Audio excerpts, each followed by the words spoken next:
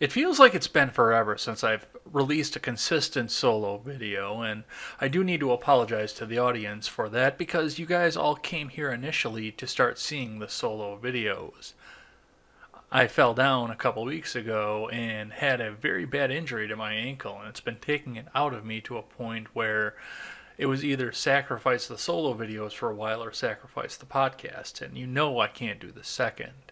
But we are back right now, and it looks like we're going to try and get back onto our regular schedule. It may not be Friday anymore, but I'm going to see what works for me. But we need to take some time and talk about the deferred action for childhood arrivals. Now, last week, the Supreme Court voted yes, they would hear arguments pertaining to the rescinding of the 2012 executive order that we now know as DACA. As we remember, this is an immigration policy put forth by former President Barack Obama, in which a certain section of illegal aliens could fill out some paperwork and be exempted from deportation or prosecution. The people eligible for the program had to meet a few stringent requirements. They have to fall into a certain age range, immigrate at a certain age, and keep their noses clean to remain eligible for the act, as well as continue to file paperwork every couple years. While these provisions solved a few problems in the illegal immigration issue in the short run, such as saving money on a massive enforcement effort, trials, paperwork, and waning Democratic support due to a history of heavy deportation by the Obama administration, the system did not provide a long-term solution and appears to be designed to fail. And that is because there is no path to citizenship that is associated with the deferred action for childhood arrivals. Now, I've had some pretty consistent problems with the DACA program since I started talking publicly about politics. It was actually one of the very first policy prescriptions that I took issue with.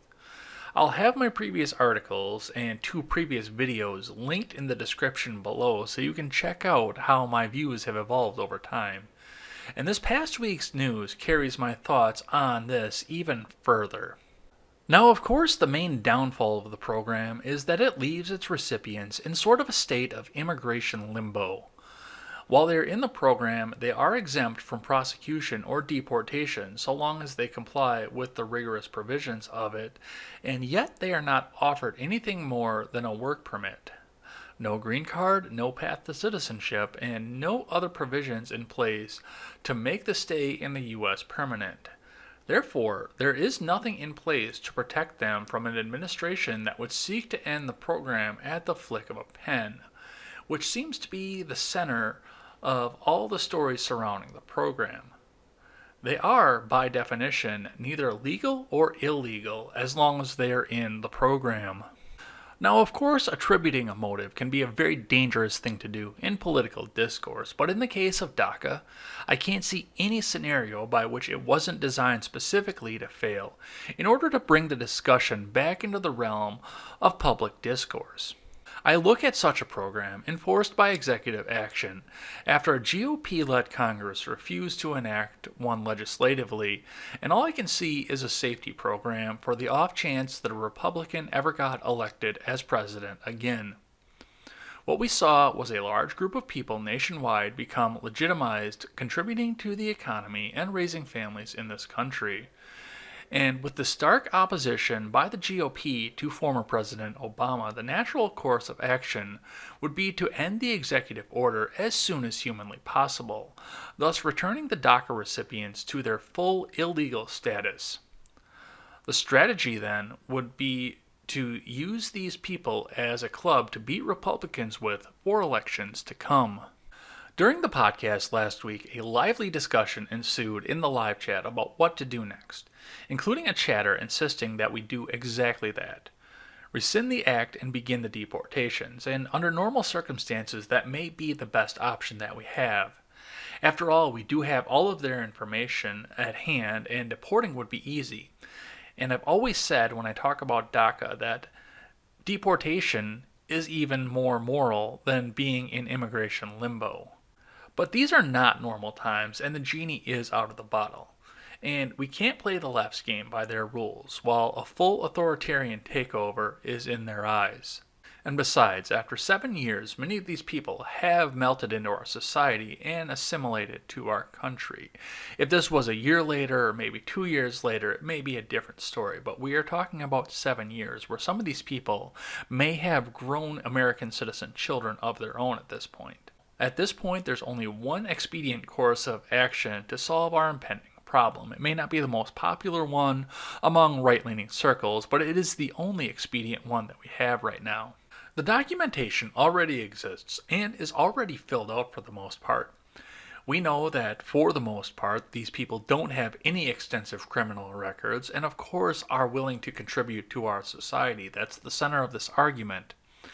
And at this point, turning these DACA applications into work visas and green cards would be practically next to nothing. Given the fact that the majority of people who would see my podcast and my solo videos would consider me to be on the right, a strategy like this may elicit terms like rhino. It may be politically the best strategy at the moment, however, and let me defend this on 2 points. The first point is that politically, extending the ability to become a citizen is a strong suggestion that you as ex-politician want to represent these people who are on the DACA program. It wouldn't necessarily guarantee any votes, but it does make a strong case to say, hey, vote for me for this.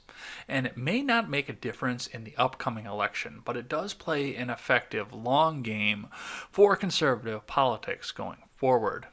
The other point, of course, is that granting a path to citizenship right now will force the authoritarian and increasingly resistance-minded left to show their hands. The Democrat Party has been adamant about keeping DACA enshrined as it is, leaving the recipients in immigration limbo, yet also keeping the moral high ground on the treatment of immigrants. A path to citizenship will force them to do one of two things. Either they will have to accept that they didn't care about the immigrants enough to offer them citizenship in the first place, instead leaving them as a secondary class of people that need to be taken care of, or show that it's not about granting a win to Trump and to fight it tooth and nail to make sure that this administration continues to fail at every turn. So I don't know what the best situation is. I can only speculate, of course, but right now I think that the best situation that we have would be to grant a path to citizenship to the DACA recipients. Make them show their hands and make them show what their real agenda is, rather than just trying to retake the moral high ground and trying to keep these people in a state where they are neither legal or illegal.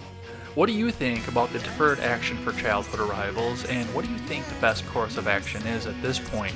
I always welcome a thoughtful and positive discussion in the comment section below, and especially over on Twitter. That is at EdsBlogTwitter with a 1 in place of the I. Thanks as always for listening to this show and supporting this channel. And remember, never take the words of bloggers, podcasters, or journalists as gospel. Find all the facts and draw your own conclusions. Take care. You're always there for me in my best hiding place.